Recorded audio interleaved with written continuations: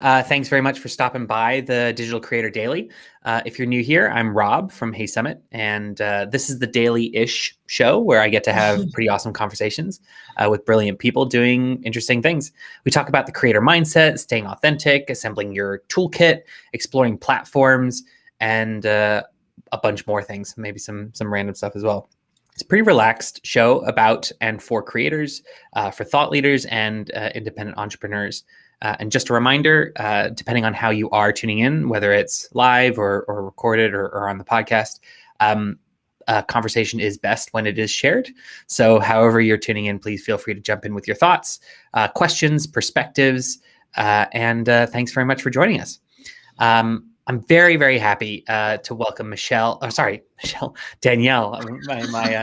dyslexia got the better of me.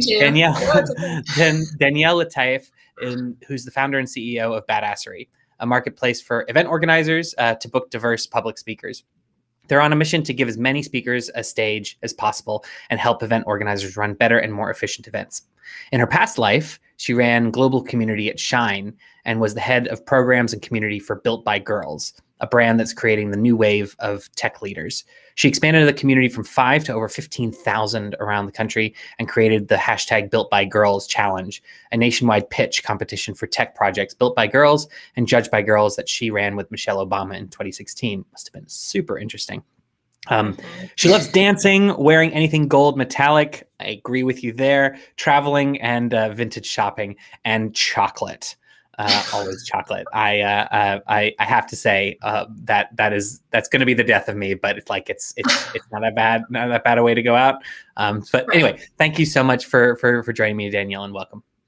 Yeah, thanks for having me. And it was cool because Michelle Obama's name was in my bio, so that's maybe where you got the Michelle. I think I must have skimmed that and then seen that, and for some reason it just mixed around. I saw the 2 L's and the E at the end. Maybe that was it. But anyway, forgive me, Michelle. No, oh my gosh, no problem. I'm so pumped to be here. Thank you for having me, Rob. Yeah, no, it's all good. So like so we've known each other for a little bit of time, but I'd love to kind of.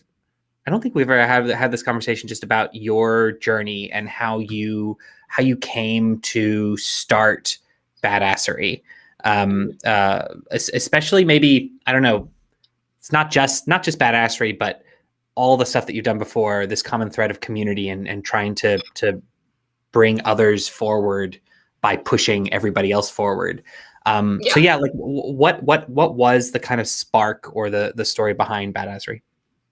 Yeah, it's a great question. So community, I feel like nobody ever intentionally falls into community. I don't know if you feel the same, Rob, but it's kind of just been like such a new thing the past few years. But I'll say that as I've been reflecting about how I got into it, I think a big part of it actually was just the way that I was raised, honestly.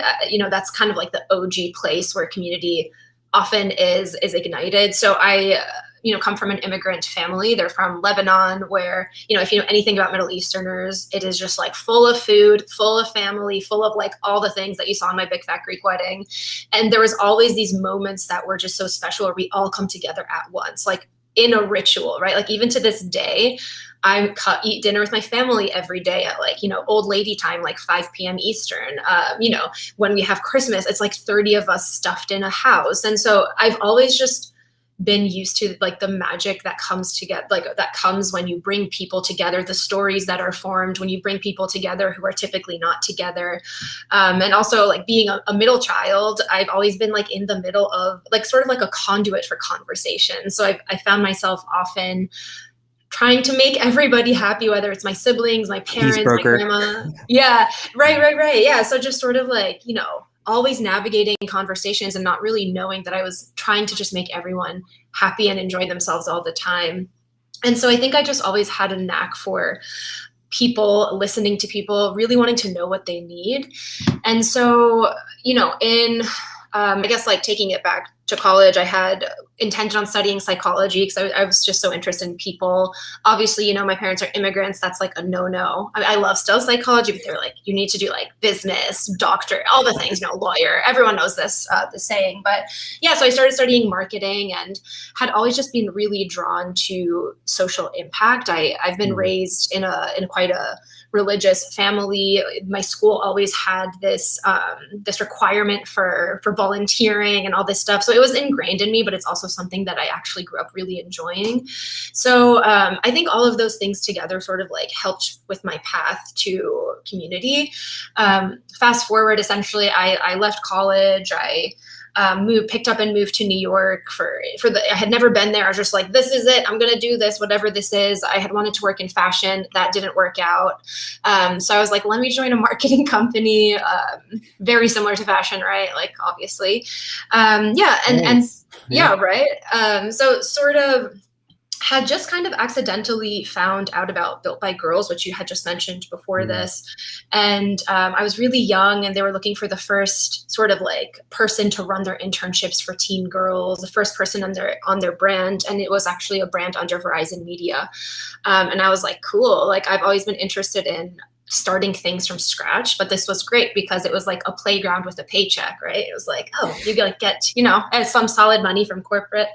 And so I had joined them as their first employee and was just really intrigued by redefining what it meant to be in technology for teen girls, right? Like, we all know there's been this huge problem with diversity and gender gaps, especially in tech. And I've always just been really interested in sort of like it's kind of like telling a different story to get the point across. And that's where I had joined Built by Girls. I had started just creating their internships, but obviously I'm working with girls. So of course you have to pay attention to the community and cultivate that community.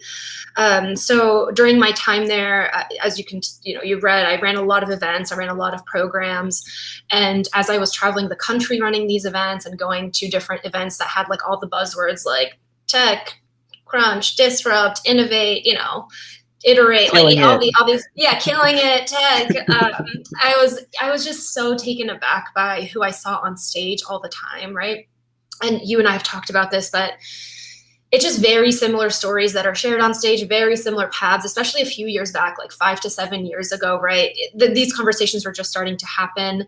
And if there were people of color on stage, it was just the same, like 1 or 2 all over the country. And there was like, whoa, are there like no other people of color who are doing cool things? Like, obviously that's not the case. And so that's sort of when I started to get my like passion for just amplifying different stories that haven't been told, especially as I was working with teen girls who were not seeing people like them on stage. It like was very painful for me. And so that's sort of where like that inkling had started. And then separately after that, left Built by Girls, started my own community, which was Badassery in New York. It was just an event series to bring people together. At the same time, I had joined Shine, which is a mental health startup where I ran global community there in-app. I'm going to fast forward. Then I started Badassery. Essentially, like, it has had a lot of iterations. It started as just a community where we had event series and brought people together. And now I'm like really, really trudging forward with the fact that we need to get more stories up on stage. So I'm happy to to elaborate on any of that, but that's sort of like the timeline. That's awesome. So I there are a bunch of things that I'd love to jump into, but one thing that seems to be always there, it seems to be like a moon and a planet here, is community and business, and it's clear that you've always had a passion for community. Coming from, I come from a big family as well. We love getting together. Yeah, absolutely.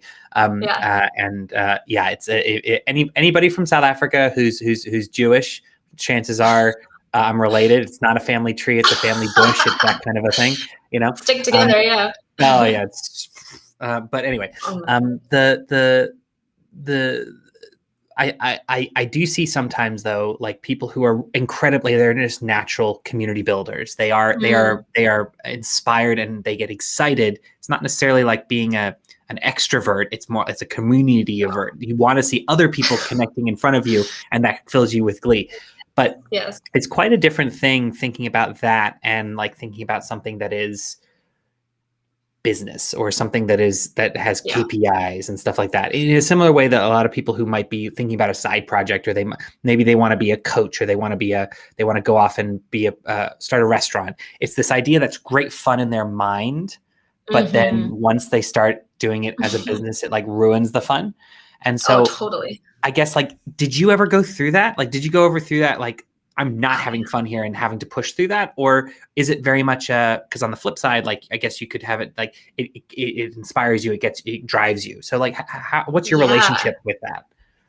Oh my gosh, Rob. I mean, anyone who thinks starting a company is fun all the time is nuts. It's like, I mean, you run a big one compared to mine. No, I mean, yeah, of course I went through that. And I think especially when I was running community at Built by Girls, it was so fun because they didn't have one. And so it was just like the world was my oyster. I could try a lot of things and sort of like I said, I had a paycheck, right? So I could try things. If it failed, it didn't have direct repercussions on the income of the brand. Technically, it did, of course, but like my income or the income of the brand or all those things. And so, yeah, for sure. I think the older I've been getting, I guess like later in my stage of community, the more that fun has not necessarily gone away, but with my business, as it has like obviously direct business impact, like running the community, it of course has been like, oh, this has become a little bit like repetitive, or this is less fun because there's so much pressure.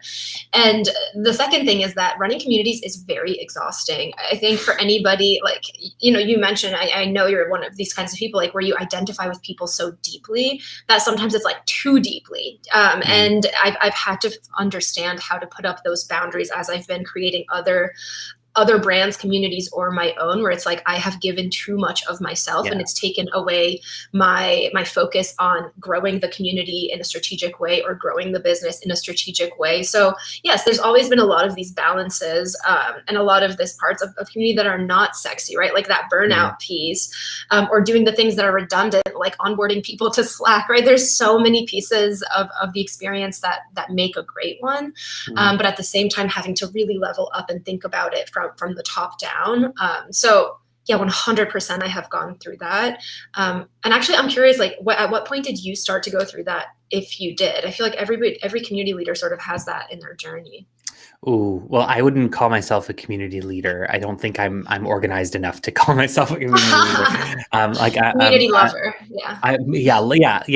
I love bringing people together. I love cooking food for them, but like, doing the whole nurturing on social media and getting, prompting people to start conversations, I'm next to useless at. But I don't know. Like, I feel like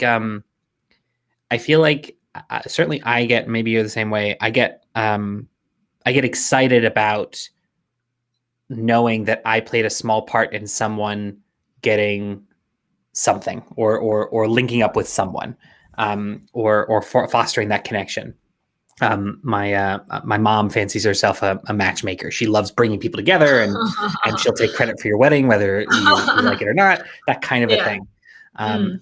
So I've definitely, I definitely have that. And certainly like with Hey Summit, like that's the thing that's most exciting, seeing an event happen and knowing that 20,000 people have come and they've learned, and our software was just a little part of that. Like that really kind of gets me going, gets me excited.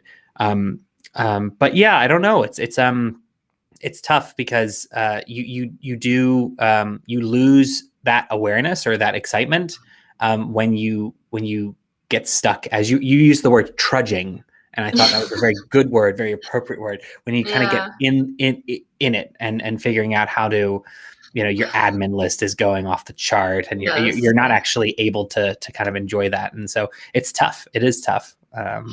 It's for sure tough. Yeah. And I think it's interesting to make sure you sort of like create these calculated moments of joy for yourself. I feel like, that's like the most operational thing I've said about community, but I've realized the more and more I'm building, my community is getting bigger and bigger. Yeah. I, in the OG phases, knew every single one of my members. Now it's weird for me that I don't know my members. Sometimes I don't know my speakers, and I want to stay connected so that not only, like, of course I want to build something great for them, but also just to keep myself motivated. So something I've done, I'm not sure if you've ever done something like this, which is just like have one call per week with a member, just to know that I actually am working with humans and it's not just these bios and headshots. And of course, to just like understand their experience, get the feedback, all that good stuff, but more just to actually, like you said, understand that the experience that I'm building, the product that I'm building is a piece of their professional journey. And that's really exciting. And it reminds me why I'm doing something. Like when you're going through the really, really tough times, which happen often, you just need that like little reminder, just like push another week, push another month, whatever it is. I think that's absolutely right. I'm thinking of the image of being grounded, but in two ways. One, obviously people think, oh, you stay grounded so that you're not getting a big head. But also if you're not grounded, you might spark out, as in like actually having a rock or getting back to a little bit of basics. Feeling okay, being kind of settling in to whatever your role is. And you kind of do need that. Otherwise you certainly can get lost. 100%. Yeah, it's tough. So kind of going back to your story a little bit, you're seeing all the same people on stage at different places. I have to say, like, as a straight white man, I think I will look at something like diversity, or at least I used to, maybe looking at diversity in speakers and attending events, and in some ways thinking, if I keep seeing the same people, is it tokenism? Is it actually moving the needle? Are people associating this person with expertise, or are they associating them with just needing to be there to fill a quota? And frankly, I can't really answer that. Like I think there is absolutely no way that I am qualified to answer that at all.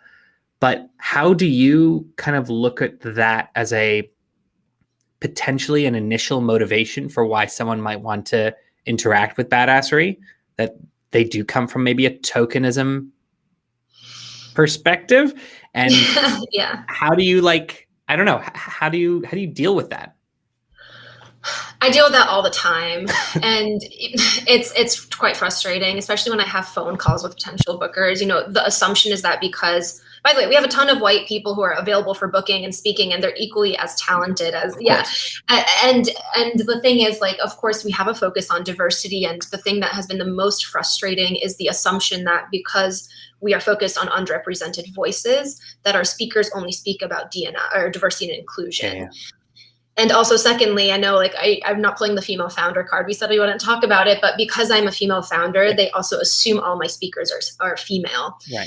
And so it's kind of been like, the learning curve has been shocking for me to just without even, like, there is no copy on my website, in my promotional materials or anything about these little pieces of assumptions. And, innately, I'm not here to change people's assumptions. I'm here to put talent on stage and have them prove that, you can be like a Lebanese person and talk about community. You don't have to talk about diversity and inclusion or having an immigrant family. And so, I push quite hard when I get those inquiries or when I have those phone calls and saying, like, exactly what I told you, because we have a diverse pool of speakers.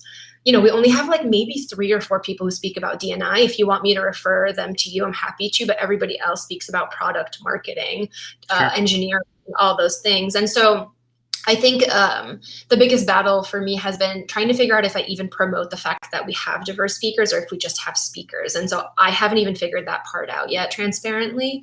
And I can't change people's intentions when they're booking. I'm not having a conversation with everybody, but what we keep our eye on, that something interesting that's been happening is that our speakers are actually keeping an eye out for each other. So for example, we had a booking for 2 panelists. They wanted 2 panelists from our speaker pool, and both of them were white women. And one of them stepped up and said, I'm happy to give my spot to somebody else so that we can have this conversation, have different perspectives. And that's just, I didn't tell them to do that. I feel like a proud mom, but I feel like all we can do is sort of just look out and speak up. I guess like that right now, that's sort of the way I've been approaching it. Basically, the 2 things is be very, very vocal about the fact that what we are and what we aren't. And then just encouraging, our speakers to continue to speak up on their behalves. Or even similar to you, I saw your LinkedIn, which I loved when I first connected with you a few months back, which is like, need a diverse speaker, like, go ask somebody else or whatever the case is. It sort of takes like a lot of these little soldiers to form an army, and it's happening slowly. And I think once we start actually having our speakers booked for their expertise versus their ethnicity, I think we're moving forward. As like a business owner, right? And as you were saying, it's not your job to necessarily try and change people's minds. Your job is to get people booked. It must be hard. Obviously, if you run your own business, you have the luxury of saying no to working with someone, but that luxury is sometimes very costly.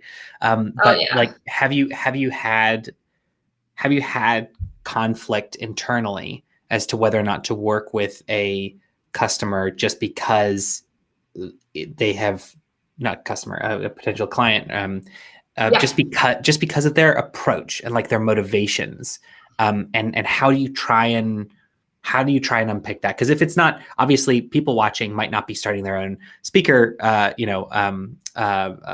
booking service, but they will have their own version of, I have this opportunity to work with someone, but maybe morally I have a problem, or I don't feel like I want to, or something like that. And it's very hard to convince yourself not to go through with something. It's not illegal. It's nothing untoward. It's more just, I just don't feel right. How do you think through those kinds of conversations? Because I imagine they must happen sometimes. Yeah, they do. One instance is coming to mind from a while back where I think very similar to what you said, it just didn't feel right and I could not justify why. And I think this is the problem, right? Like you said, it's still a pretty early company. Now we're ramping up, but it was one of our earliest people who was interested, and wanted to book a lot. And as we were having a conversation, just like something in my gut was like, okay, this could be big opportunities, but you have to, my allegiance is not to the money that is coming in to my business. Of course, yes, I need to survive. I need to pay my speakers. Of course, my basics are covered. But my allegiance is to giving my speakers a very, very good experience. And on the flip side, giving my bookers a very good experience. And if I cannot do those two things at the same time, it's just not worth it. And so in this situation, the booker would have had an awesome experience. I could tell why they had wanted to book, because we had some of the top diverse talent in New York City at the time. And sometimes I try to understand what my gut is saying I kind of try to justify it with the facts, and you can't sometimes. But what I had done was say, okay, I have this weird feeling. Let me look at his broader team, or let me understand, where his broader team has come from. And sometimes it's not fair to make that assumption, but I had looked, done my research on the company and on the team and who's on top, and, had made some assumptions based on that. So it's not fair. I think sometimes you just have to trust the gut. But like I said, if I feel like I cannot give both sides of the marketplace a good experience, I'm not going to go through with it. And I feel confident that I will find a booker who's awesome and who I will want to work with and all that stuff in the future. But yeah, it's tough because, in the early stages, of course, you need a lot of money to come in to continue to grow. But it's always, I want to do things right now that will set a really, really solid and positive foundation so that referrals come in, or, speakers refer speakers, all these things that I know will pay off in the future. I think that's a fantastic example, and I apologize for putting you on the spot like that. But no, okay. I do think that there's this wider issue of, especially when you're just starting out, do you broaden out? Other might call sell out, I don't know, broaden out and try and work with whoever you want, or do you try and carve out a particular niche, a particular focus? And this could be just in terms of not dealing with, not working with crappy people. It also could just be not working in a particular type of customer, closing off a business angle. And there's always this kind of pressure that you feel, and as you just said, like, I'm leaving money on the table. I don't know why I'm leaving money on the table. And it doesn't necessarily have to be for, maybe you wouldn't do cruise ships because you find that cruise ships cause too much headache for your speakers. And so you just don't want to do them, even though they're going to pay you $10,000 a speaker. I don't know. Right. So whatever it is, I think that sometimes people worry about lost directions, lost pathways that they could go down if they said no to something, and they undervalue the importance of creating proper, clear boundary lines in terms of where you will and will not go, or what kinds of customers you will and will not serve, because that means that the ones that you do want to serve will see you a lot clearer. Those lines will be a lot more defined. So just as you're saying, like, you need to have a solid foundation, maybe from a moral or an ethical standpoint, anything that you're doing, you shouldn't kind of be afraid of being a little bit prescriptive, a little bit more prescriptive, so that you can saying no to someone will mean that 3 more people that are much more aligned to whatever it is that you're doing will probably say yes in the future. Yes, 100%. But the thing is, patience is so hard. It's so hard. And trusting that things will, it's unfair, it's hard, it's all the things. And I also want to add something too, which is like, I had quit my full-time job with a savings because I had worked a corporate job before. So when I had quit my job to start Badassery, I said, I have the luxury of patience.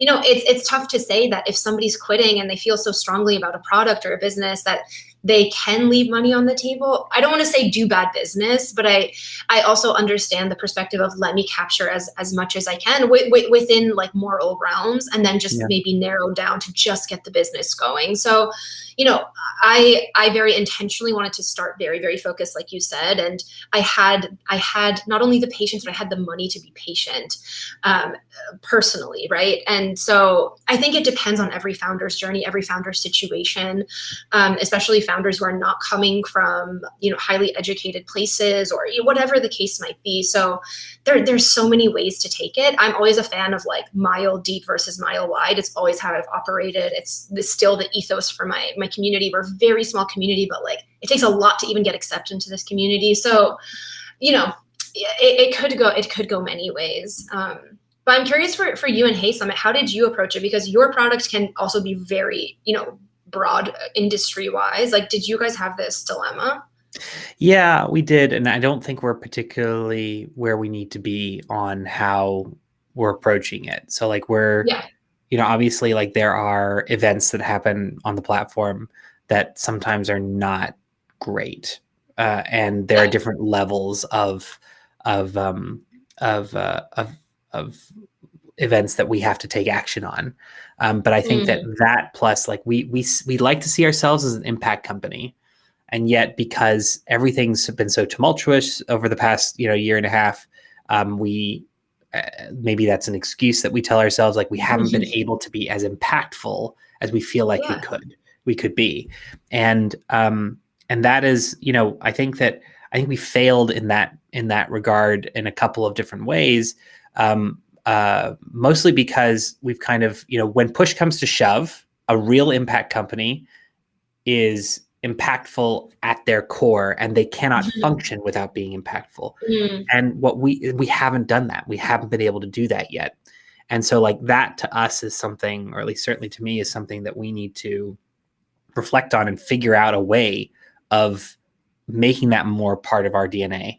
Or not making it part of the DNA, because you can't make your DNA, but like, lean into the fact that if we start doing some of the things that we kind of kept thinking about, talking about, planning, but that we never had time, or we didn't have budget for it, we didn't have this, we didn't have that, just figuring out a way of making it happen.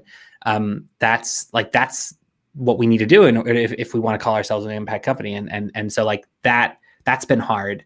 In terms of the actual types of events, like we've had to like, we have a policy now, or a process that we can go through if an event is problematic, an objectionable content kind of process. We had never done anything like this before. We'd never tried to none of us came from any company that had to deal with this kind of sense of content. But one of the decisions that we have made is that we just don't want to be passive. So like one of the, like Facebook and these, the kind of social companies, they're very passive, and they default to freedom of speech. They default to, freedom of speech as an excuse to not resource themselves correctly, and not turn off or was deplatform people who are obviously causing harm. And so we knew that we didn't want to be that. And so we feel like we're pretty clear. We probably could be clearer that, we have the right and we will deplatform anybody that we think is causing harm or being inappropriate. And that is not just hate speech and all the normal ones that everybody says. Right. And I think we have more to do to talk a bit about that, not so much to toot our own horn, but just to make sure that we're very clear, like, this is how a tech company should be behaving. Right. I don't know, just because you want to talk about something that is technically legal in whatever country you're talking about it, doesn't mean it have to be on here. So, and I think that kind of stuff we deal with, and we're trying to talk about, but we're certainly not there yet. It's so tough. And I think often you don't know what you don't know especially when you're starting a business or running a business for the first time. And I think, to your point, like, I don't think every company has to be an impact business technically, but I do think but if that's what you want, it's awesome. But I do think, like you said, there has to be an intentionality about, if you do want to be an impact business, like, what does that even mean, even in terms of data and metrics and all that, right? It's not just like warm and fluffy. Otherwise, it just won't work. You can't really convince other people that you're an impact business. So yeah, I think, to your point, it's like sort of being less reactive, like companies to be less reactive and just more proactive, try to get ahead of things, not just like this whole like cancel culture situation. It's like you do something wrong, then you're out. But like, the problem is, like you said, there have not been these like clear parameters around what will cancel you or what whatever the case might be. So it's really tough. But I mean, I love that's you're trying to alter your DNA. It feels very scientific, and I love it. It does feel very scientific. And for us, it's not necessarily about like canceling different people, but I feel like if we're open enough to say, look, your event, we cannot support it, and we can't host it. Very likely, we could be wrong about this. We could be, you could take us to task publicly and we could get slammed for it, whatever. But this is what we believe. This is the science right now. And so this is what we, in certain circumstances. And so we very well admit that we're putting ourselves out there by saying we could be completely wrong about this in a few years' time. Right. But we're making the decision anyway, and we're sorry. And we're going to try and make this as easy as possible, but this can't happen anymore. So like, I think that if you're approaching something like that with a little bit of grace, a little bit of empathy, or quite a bit of empathy, then, and kind of acknowledgement that, you might be wrong, but we're just making the decision, and we're sorry, but you're going to have to be okay with that. Like, I think that's a much better way of interacting with, you're respecting the other side. You're saying, we just can't work with you. And I think that also, certainly people who are, maybe you're starting an agency out there, or maybe you're starting to consult with people, there are ways that you can, I think, you talk about like redefining what it means to be professional, right? But it also doesn't mean that every professional relationship that doesn't go ahead isn't some sort of personal animosity or rooted in personal animosity.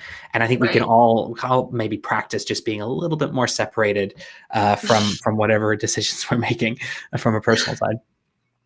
No, it's true. And I really like that essentially what you're saying also is like, we have our values as a company, we will push them even though people might not agree with them. And honestly, it's a great reminder that there are humans running companies and brands, right? Like, I think oftentimes there's sort of been like this huge wall between products and people, and they forget that there's like a team of people who have strong core beliefs. So I like that approach a lot. It's hard to do sometimes, yes, but if you do it with love and with empathy, like you said, it'll be awesome. So I guess we've gone all around the show. I guess the last thing I kind of wanted to talk about, like, there was something that you had said earlier about like kind of battling or letting go of imperfection, and you came from not a corporate background, but you did work in corporate for a while, and yes, you might have had a little bit of a buffer to allow for some patience, but I imagine that day one you were really expecting to make some money. So and then when it didn't happen in day two, you'd be like, oh crap, are all my days going to be like that? And so I guess this can be a very lonely experience, especially you've put yourself out there. You've probably said goodbye to money. and comfort. So how, especially maybe in the early days, how did you deal with that loneliness, or did you? I mean, maybe you just had a community, but yeah. How did you work through that as like as an early founder, unsure of the direction? Oh yeah. I mean, 100% I've dealt with loneliness, and it's been interesting because it's gradually increased over time. So when I had started my community, I was my community. It was like, it started with my friends, or it started because I was like, I want a place to go that doesn't exist just yet. So I was creating experiences I wanted. I was bringing on people who I would hang out with. And there was a point, this sort of inflection point where when I had mentioned, like, we started to get bigger and I didn't know the people, and people were looking to me to lead more. People were looking to me to create experiences they wanted, not necessarily the ones that I wanted.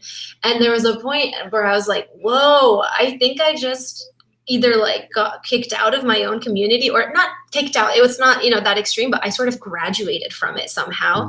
I did not expect it. It was kind of like you build and you build and you build. And it was at the same time as my other, working at Shine, working at Built by Girls, all these pieces where it was like together. And I could always go to them and be like, hey, like this is going on at my job. Like, can you guys help me? So it was my place. And then I think over the pandemic, when everything went to shit, I had to figure out like, okay, how do I take care of my community? I don't have time for me right now. It's like everything is confusing. I realized like, yeah, I don't have the luxury of being a part of this community in the way that I did. And that felt really scary, actually, because it was also a very emotional time for the whole community, right? There were a lot of social justice movements happening, obviously COVID, I mean, a million things. So and more as we've been growing, as I've had to sort of like build my speaker pool, feel like very responsible for them getting gigs, for them getting paid, for all these things where it's like, I kind of feel like a parent, like a single parent being like, I'll figure it out for you guys. But I'm like, what's going on? Where is this business going? So to answer your question, number one, yes. I mean, super lonely journey, especially now as we're on the cusp of just like, I feel like breaking through. And me, it's the first time I'm running a business. It's my first time bringing one to this much success to date. So that's really terrifying. But in terms of the ways that I handle it, I mean, I just kind of close my eyes and run sometimes. So I'm just like, okay, I don't know what I don't know. Once I get over the fact that like it won't be embarrassing to ask someone like, what does like a CRM mean? I've asked all these questions that I just never learned. And, none of my parents are business people. Like, I just don't know this stuff. So I've just sort of, I think the basic for me was to go into this saying, okay, this is your MBA, or this is the thing that other people do that like, would cost the same or whatever it is. And so I approach it like a student. There's never a point where I feel like I've made it, right? I've learned very early on, like, it's kind of like this, you're like, you get a huge booking or you get a lot of interest, then the next day it's like nothing for weeks or whatever. So I've learned to stay very neutral, approach things in like just a very neutral way, in a very like studenty way. And I also like, I have a lot of conversations with people like you who are either like a little bit ahead of me or ahead of me, who I just feel like are very values oriented, very, very aligned with me, and just like help me get through specific functionalities, right? Like with you, I really admire the way you run your business, the way the event space. I have a person who I go to when I need product help. I have a person who I reach out to when I need marketing help. All these things, I think so far people have gotten me very far.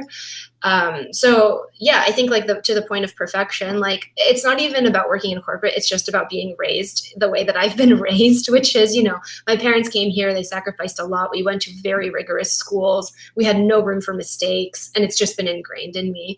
So once I realized like that was actually holding me back from moving forward faster, I think I've like felt much freer now. That's absolutely spot on. No room for mistakes. Whereas you really kind of, you need all the mistakes, otherwise you won't move. Exactly.